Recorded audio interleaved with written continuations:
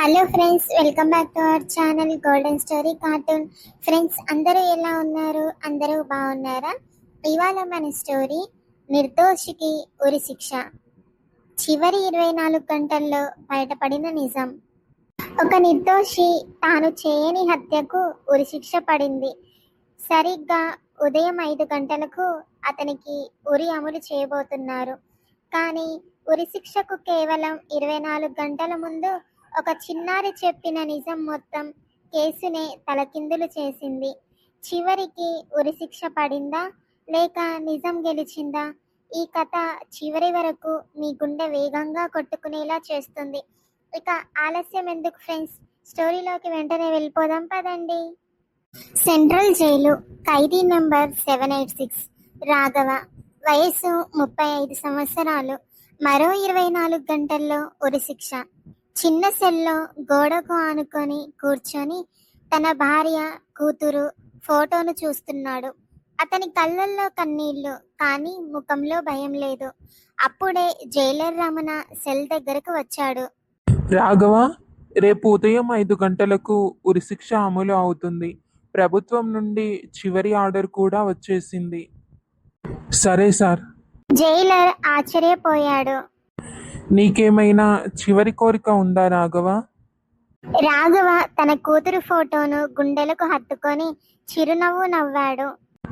నాకు చావంటే భయం లేదు సార్, కానీ నా కూతురు పెద్దయ్యాక మా నాన్న హంతకుడు కాదు అని తెలిస్తే చాలు. జైలర్ కాసేపు మౌనంగా ఉన్నాడు. ఇప్పటికీ నువ్వు అదే మాట అంటున్నావా? కోర్టు, పోలీసులు, సాక్షులు అందరూ నువ్వే హంతకుడని చెప్పారు. రాఘవ పైకి లేచాడు. రాఘవ కళ్ళల్లో కన్నీళ్లు. అందరూ చెప్పారని నిజం మారిపోదు సార్. నేను దేవుడి మీద ఒట్టు పెట్టి చెబుతున్నాను, ఆ హత్య నేను చేయలేదు. అదే సమయంలో జిల్లా పోలీస్ స్టేషన్ తలుపు ఒక్కసారిగా తెరుచుకుంది. 10 ఏళ్ల చిన్నారి. ఏమైంది పాప? ఆ చిన్నారి ఏడుస్తూనే ఒక మాట చెప్పింది. ఏంటమ్మా, ఏం మాట్లాడుతున్నావు? ఆ చిన్నారి వణుకుతున్న గొంతుతో, మా నాన్నే హత్య చేశాడు, నేను నా కళ్ళతో చూశాను. ఆ ఒక్క మాట ఇంకా ఉరి శిక్షకు 24 గంటలే ఉన్న సమయంలో మొత్తం కేసుని తలకిందులుగా చేసింది. భయపడకమ్మా, నీ పేరేంటి? నా పేరు కావ్య సార్. నువ్వు ఇప్పటి వరకు చెప్పింది నిజమేనా అమ్మా? నిజమే సార్, నేను అబద్ధం చెప్పడం లేదు. రాఘవ హత్య చేయలేదని నీకెలా తెలుసు? ఎందుకంటే ఆ హత్య చేసింది మా నాన్న. ఏంటమ్మా, అసలు ఏం జరిగింది? 3 నెలల క్రితం రాత్రి నేను నీళ్లు తాగడానికి బయటికి వచ్చాను. మా నాన్న చేతిలో రక్తమున్న కత్తి ఉంది. అమ్మ భయంతో అడిగింది. Flash back. కావ్య అమ్మా నాన్న. ఏంటండి, ఏం జరిగింది? ఈ రక్తం ఏంటి? ఈ కత్తి ఏంటి? నువ్వు నోరు మూసుకో. ఏంటండి, ఏం చేశారు? రాఘవ యజమానిని నేనే చంపాను. పోలీసులకు మాత్రం రాఘవనే దొరికాడు. ఇక ఆ కేసు ఎప్పటికీ బయటికి రాదు. ఓ మై గాడ్, ఇంత పెద్ద విషయం ఇప్పటి వరకు ఎందుకు చెప్పలేదు? మా నాన్న ఎవరికైనా చెప్తే నన్ను చంపేస్తానన్నాడు సార్. ఎవరికి చెప్పినా అమ్మను కూడా చంపేస్తానన్నాడు. కానిస్టేబుల్, వెంటనే మనం శేఖర్ ఇంటికి వెళ్ళాలి పదా.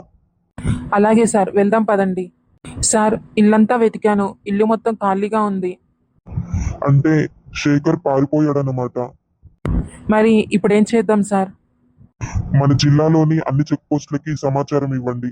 శేఖర్ ఎట్టి పరిస్థితుల్లో తప్పించుకోకూడదు. రాఘవ, చెప్పండి sir.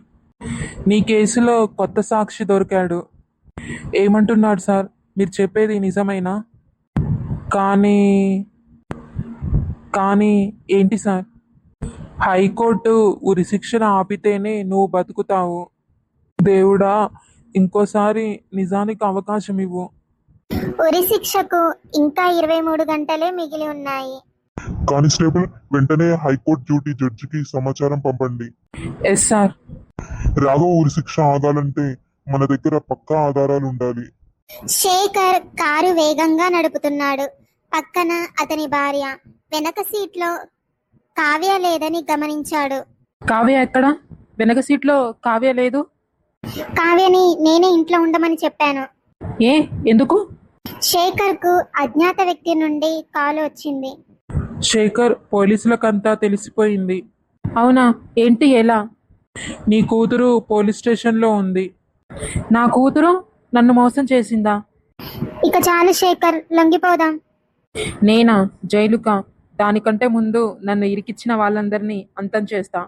Central jail Jailer Ramana Raghava ముందు నిలబడ్డాడు. రాఘవ, చెప్పండి సార్. నిజం బయటపడే అవకాశం ఉంది. నిజంగానా సార్? కానీ సమయం చాలా తక్కువ ఉంది. ఒక్కసారి ఏంటి రమణ, ఒక్కసారి నా భార్య సీతను, కూతురు చిన్నిని ఒక్కసారి చూడాలి. అలాగే, నేను ఏర్పాటు చేస్తాను. Jail visitors room. సీత ఏడుస్తూ లోపలికి వచ్చింది. చిన్ని తండ్రిని చూసి పరిగెత్తుకుంటూ వచ్చింది. నాన్న, ఇంటికి ఎప్పుడు వస్తావు? రాఘవ ఒక్కసారిగా కన్నీళ్లు ఆపుకోలేకపోయాడు. త్వరలో తప్పకుండా వస్తానమ్మా. నువ్వు అబద్ధం చెప్తున్నావు. స్కూల్లో అందరూ మీ నాన్న హంతకుడు అంటున్నారు. నువ్వు హంతకుడివా నాన్న? లేదు తల్లి, మీ నాన్న ఎప్పుడూ ఎవరికీ అన్యాయం చేయలేదు. నిజం ఆలస్యంగా వస్తుంది, కానీ తప్పకుండా తెలుస్తుంది. రాఘవ, నాకింకా నమ్మకమే ఉంది. నువ్వు తిరిగి వస్తావు. అప్పుడే పరిగెత్తుకుంటూ ఒక కానిస్టేబుల్ జైలర్ దగ్గరకు వచ్చాడు. సార్, పెద్ద సమస్య వచ్చింది. ఏమైంది? ఈ కేసులో ప్రధాన సాక్షి అయిన కావ్య కనిపించడం లేదు. ఎస్ఐ వేణు ఫోన్లో శేఖరే తన కూతుర్ని కిడ్నాప్ చేశాడు. ఒక పాడుబడిన గోదాం కావ్య చేతులు కట్టేసి ఒక మూలకి నుంచోబెట్టారు. శేఖర్ కోపంగా కావ్య ముందుకు వచ్చాడు. అసలు నువ్వెందుకు పోలీస్ స్టేషన్కి వెళ్ళావు? నాన్న, రాఘవ అంకుల్ తప్పు చేయలేదు. నోర్మి. నిజం చెప్పడం తప్పా నాన్న? నిజం చెప్పి నన్ను జైలుకు పంపిస్తావా? శేఖర్ ఫోన్ చివరిసారిగా సిగ్నల్ ఎక్కడొచ్చింది? సార్, పాత ఇండస్ట్రియల్ ఏరియా దగ్గర. ఇక ఒక్క నిమిషం కూడా ఆలస్యం చేయొద్దు. టీమ్స్ గా విడిపోయి ప్రతి గోదాంను వెతకండి. రాఘవ జైల్లో ప్రశాంతంగా కూర్చున్నాడు. జైలర్ రమణ చేతిలో ఒక ఫైల్తో వచ్చాడు. సార్, ఏమైనా మంచి వార్త ఉందా? కావ్య కనిపించడం లేదు. ఏంటి? ఎవరో కిడ్నాప్ చేసినట్టు అనుమానం. రాఘవ కళ్ళల్లో ఆశ మళ్ళీ భయంగా మారింది. శేఖర్, చాలిక, చేసిన పాపం ఇప్పుడైనా ఒప్పుకో. నువ్వు నోర్మి. ఒక నిర్దోషిని చంపి మనం ఎలా బ్రతుకుతాం? రాఘవ బ్రతుకుంటే నా జీవితం నాశనం అవుతుంది. నాన్న, ఏంటి? నాన్న, నన్ను చిన్నప్పటి నుండి నిజం చెప్పమని నేర్పింది నువ్వే కదా? అయితే నువ్వెందుకు అబద్ధం చెప్తున్నావు? ఆ ఒక్క మాట శేఖర్ను కొన్ని క్షణాలు మౌనంగా చేసింది. పోలీసులు గోదాం దగ్గరకు చేరుకున్నారు. సార్, లోపల ఎవరో మాట్లాడుతున్న శబ్దం వస్తుంది. వినండి, అందరూ జాగ్రత్తగా ఉండండి. శేఖర్ దగ్గర ఆయుధాలు ఉండే అవకాశం ఉంది. శేఖర్ కిటికీలో నుంచి పోలీసులను చూసేశాడు. అతని ముఖంలో భయం. వెంటనే కత్తి తీసుకొని కావ్య మెడకు పెట్టాడు. ఎవరైనా లోపలికి వస్తే ముందు నా కూతుర్నే చంపేస్తా. ఎస్ఐ వేణు బయట నిలబడి ఉన్నాడు. లోపల శేఖర్ చేతిలో కత్తి. కావ్య ప్రాణం ప్రమాదంలో ఉంది. ఇంకా రాఘవ ఉరి శిక్షకు కేవలం 18 గంటలే మిగిలి ఉన్నాయి. శేఖర్, నేను ఎస్ఐ వేణుని. నీ చుట్టూ పోలీసులున్నారు. కత్తి కింద పెట్టి లొంగిపో. గోదాం లోపల శేఖర్ కావ్య మెడకు కత్తి ఆనించి గట్టిగా అరిచాడు. మీరెవరు లోపలికి రావద్దు. ఒక్క అడుగు ముందుకు వేసినా నా కూతుర్ని చంపేస్తాను. నాన్న, నాకు భయంగా ఉంది. శేఖర్, పాపని వదిలే, తన నీ కూతురు. నువ్వు నోరు మూసుకో. ఈ రోజు నేను పట్టుబడితే మనందరి జీవితం అయిపోతుంది. సార్, వెనుక వైపు ఒక చిన్న తలుపు ఉంది. లేదు, వాడు భయపడితే ముందు కావ్యకే ప్రమాదం. అప్పుడే లోపల నుండి కావ్య గట్టిగా అరిచింది. సార్, నా గురించి ఆలోచించొద్దు. రాఘవ అంకుల్ని కాపాడండి. ఆ మాట విన్న ఎస్ఐ కళ్ళల్లో నీళ్లు తిరిగాయి. సెంట్రల్ జైల్లో రాఘవ ప్రార్థన చేస్తున్నాడు. అప్పుడే జైలర్ రమణ వచ్చాడు. రాఘవ, ఉరిశిక్షకు ఇంకా 18 గంటలే ఉంది. సార్, నేను బ్రతికినా చనిపోయినా నా కూతురికి ఒక్క విషయం మాత్రం చెప్పండి. ఏమని రాఘవ? నీ నాన్న చివరి వరకు నిజం కోసం పోరాడాడని చెప్పండి. జైలర్ రమణ ముఖం తిప్పుకొని కన్నీళ్లు తుడుచుకున్నాడు. శేఖర్ మెల్లగా కిటికీలో నుంచి బయటకు చూశాడు. అదే సమయంలో ఒక కానిస్టేబుల్ వెనుక తలుపు దగ్గర కదిలాడు. శేఖర్ వెంటనే దాన్ని గుర్తించాడు. శేఖర్ గట్టిగా అరుస్తూ, అక్కడే ఆగండి, ఇంకో అడుగు వేస్తే కావ్యని చంపేస్తాను. ఆ మాటకి అందరూ ఒక్కసారిగా ఆగిపోయారు. అప్పుడే కావ్య ధైర్యం చేసి శేఖర్ చేతిని బలంగా కొరికింది. ఆ అయ్యో బా. అప్పుడే పోలీసులు ఒక్కసారిగా గోదాంలోకి దూసుకువచ్చారు. శేఖర్ పారిపోవడానికి ప్రయత్నించాడు, కానీ వెంటనే అతన్ని కానిస్టేబుల్ పట్టుకున్నాడు. ఎక్కడికి పోతావురా మా నుండి తప్పించుకొని? అలా శేఖర్ పట్టుబట్టాడు, కానీ అతను నవ్వడం ప్రారంభించాడు. హా హా, నన్ను పట్టుకున్నారు కానీ రాఘవను మాత్రం ఎవరూ కాపాడలేరు. నా దగ్గర ఉన్న నిజం మీ దగ్గర లేదు. ఆ మాటకి ఎస్ఐ వేణు ఒక్కసారిగా షాక్ అయ్యాడు. ఏయ్, ఏ నిజంరా? శేఖర్, ఇప్పటికైనా నిజం చెప్పు. నువ్వు మా నుండి తప్పించుకోలేవు. నిజం చెబితే రాఘవ బతికిపోతాడా? నువ్వే హత్య చేశావని నీ కూతురు చెప్పింది. హత్య చేసింది నేనే, కానీ నన్ను శిక్షించడానికి అంతే సరిపోదు. ఏమంటున్నావు నువ్వు? హత్య చేసిన కత్తి దొరికిందా? నా వేలిముద్రలు దొరికాయా? నా మీద ఒక్క ఆధారం కూడా లేదు. సార్, నేను నిజమే చెప్పాను. అది నాకు తెలుసు, కానీ కోర్టుకు నిజం మాత్రమే కాదు, ఆధారాలు కూడా కావాలి. శేఖర్ను విచారణకు తీసుకెళ్లారు. రాఘవ యజమాని సురేష్ని ఎందుకు చంపావు? నేను చెప్పను. నీ కూతురు సాక్ష్యం ఇచ్చింది. 10 ఏళ్ల పాపతో కోర్టు ఉరిశిక్ష ఆపదు. అప్పుడే ఒక వృద్ధుడు లోపలికి వచ్చాడు. సార్, నేను మీకు ఒక విషయం చెప్పాలి. ఇంతకీ మీరెవరు? నా పేరు రాములు. హత్య జరిగిన రాత్రి నేను అక్కడే ఉన్నాను. అందరూ ఒక్కసారిగా షాక్ అయ్యారు. మరి ఇంతకాలం ఎందుకు చెప్పలేదు? చెప్తే శేఖర్ నన్ను చంపేస్తానని బెదిరించాడు సార్. సరే, మీరేం చూశారు? సురేష్ గారిని శేఖరే కత్తితో పొడిచాడు.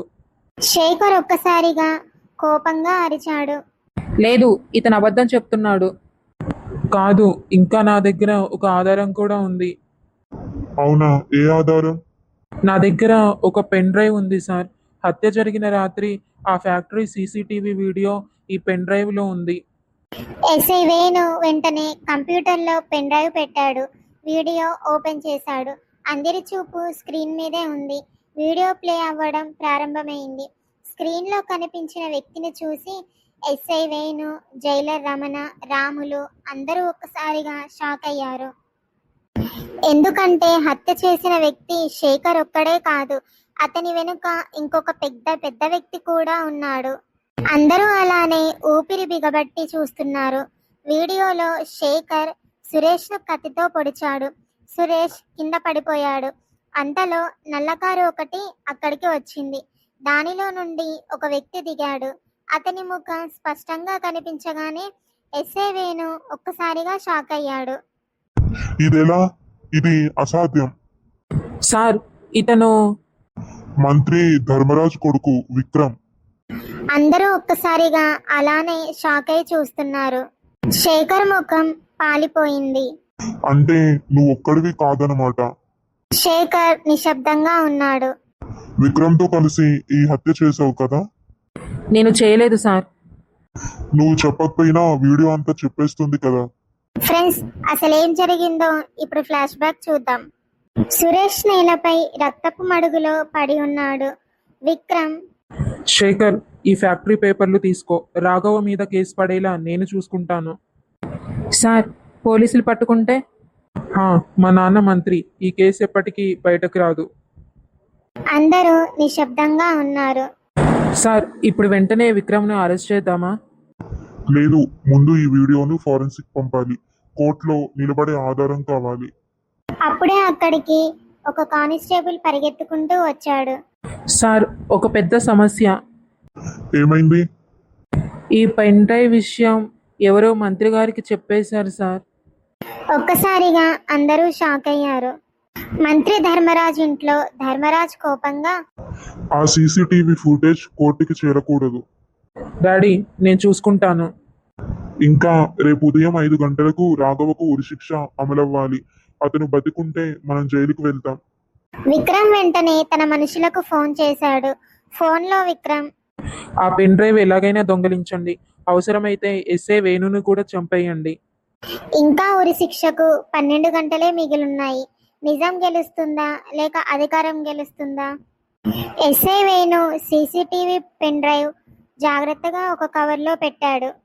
రవి, ఈ ఆధారం రేపు కోర్టుకు చేరితే రాఘవ బ్రతుకుతాడు. డోంట్ వరీ సార్, నా ప్రాణం పోయినా ఈ పెన్ డ్రైవ్ను కాపాడుతాను. పోలీస్ స్టేషన్ బయట 3 వ్యక్తులు, ముఖాలకి మాస్కులు వేసుకొని చేతిలో తుపాకులు. పని గుర్తుంది కదా, పెన్ డ్రైవ్ కావాలి. ఎదురొస్తే ఎవరినైనా కాల్ చేయండి. పోలీస్ స్టేషన్ లోపల ఒక్కసారిగా కరెంటు పోయింది. స్టేషన్ మొత్తం చీకటైంది. సార్, పవర్ పోయింది. అందరూ అలర్ట్ అవ్వండి, ఇది సాధారణ పవర్ కట్ కాదు. అంతలో కిటికీ అద్దాలు పగిలిపోయాయి. 3 దుండగులు లోపలికి దూసుకువచ్చారు. పెన్ డ్రైవ్ ఎక్కడా?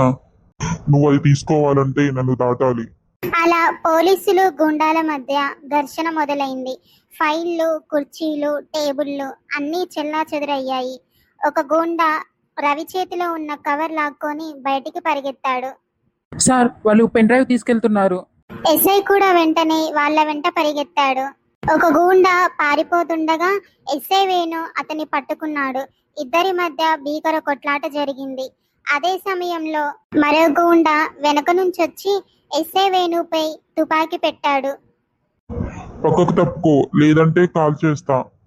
ఈ ఆధారం కోసం నా ప్రాణం పోయినా పర్వాలేదు. ధామ్న ఒక్కసారిగా తుపాకీ పేలింది. ఎస్ఐ వేణు ఒక్కసారిగా నేలపై పడిపోయాడు. అతని భుజానికి బుల్లెట్ తగిలింది. సార్, మీరు బానే ఉన్నారా? అదే అవకాశం చూసుకొని గూండాలు పెన్ డ్రైవ్ తీసుకొని పారిపోయారు.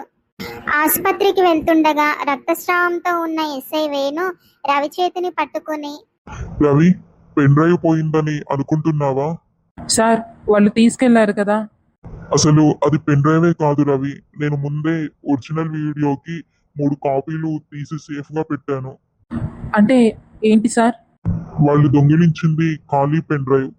అటు ధర్మరాజ్ ఇంట్లో విక్రమ్ పెన్ డ్రైవ్ ఓపెన్ చేశాడు. అందులో ఒక్క ఫైల్ కూడా లేదు. డాడీ, వాళ్ళు మనల్ని మోసం చేశారు. షట్. రేపు కోర్టు మొదలయ్యేలోపు ఎస్ఏ వేణు బ్రతికుండకూడదు. ఉరి శిక్షకు ఇంకా 8 గంటలే మిగిలి ఉన్నాయి.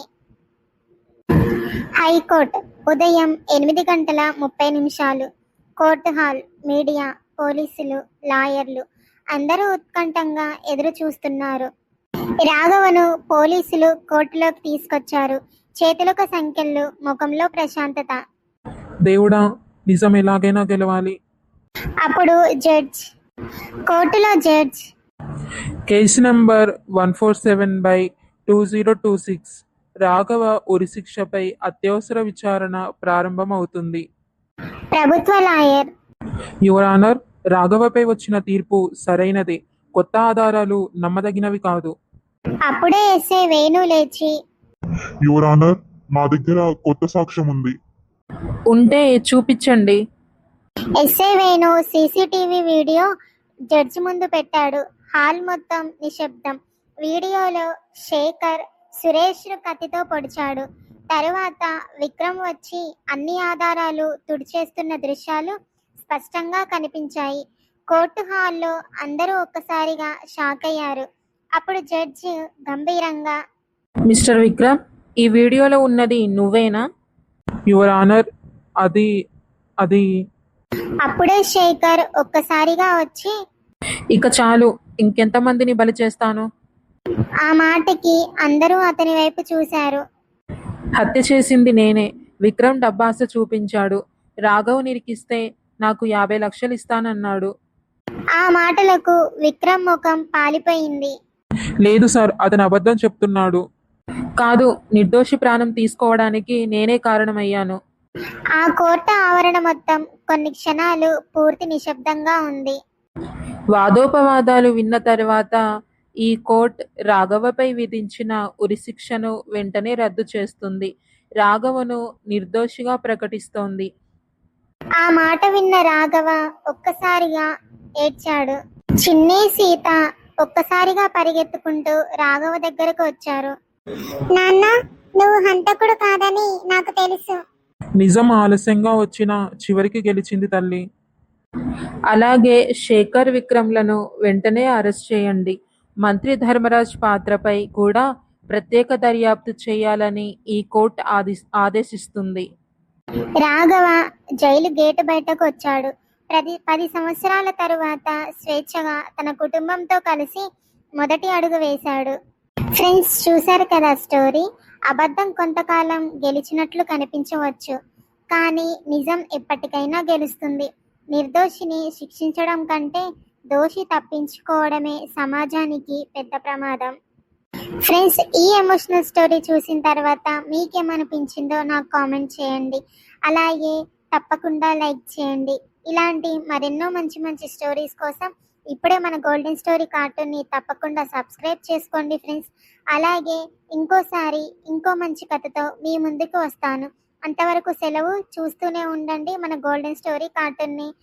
Bye bye friends.